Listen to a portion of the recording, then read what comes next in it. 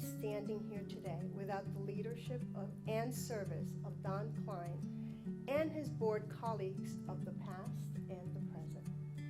We remain indebted to Don Kline for his commitment to public education and to hands-on learning. I want to thank him and our current and past board members for their service and volunteerism. That my father would be proud of what Questar III continues to achieve today.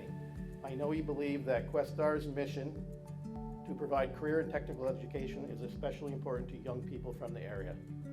Of all of his endeavors, he especially enjoyed his work with Questar and was proud to receive the G. Lucius Carey Award in 2013.